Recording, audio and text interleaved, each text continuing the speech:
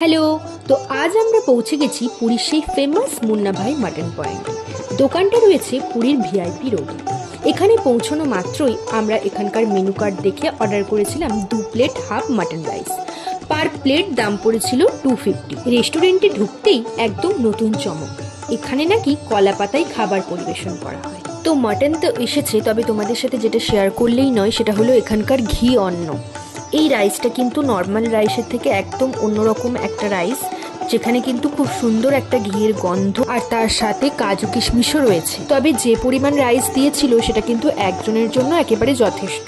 চলো এবার দেখা যাক মাটনটা কেমন। এই মাটনের প্লেটে ছিল 4 পিস মাটন আর ছিল একটা আলু। তবে আলু আর গ্রেভি ছিল আনলিমিটেড, যতবার খুশি নেওয়া যাবে। আর সাথে ছিল রায়তা। এই মাটনের ঝোলটা কিন্তু সত্যিই ভীষণ ভালো ছিল, আর এই রাইসের সাথে খেতে কিন্তু একটা অন্য রকম স্বাদের লাগছিল। মাটনটা এতটাই নরম ছিল যে দেখলেই তোমরা বুঝতে পারছো। আর আমার প্রিয় কিন্তু নালির টুকরোটাও ছিল এখানে। আহা, সব মিলিয়ে কিন্তু আজকের ডিনারটা জাস্ট জমে গেল।